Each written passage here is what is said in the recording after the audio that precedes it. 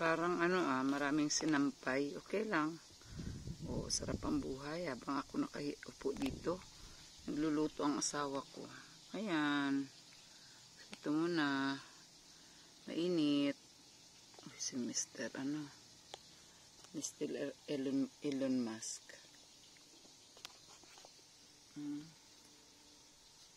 Yan.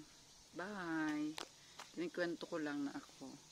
Nagpahinga ngayon kasi kahapon ay cleaned up.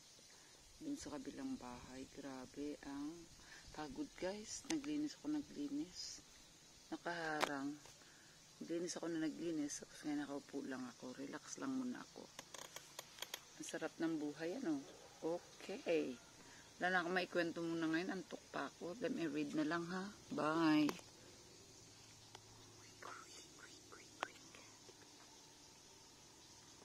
Dito kuya.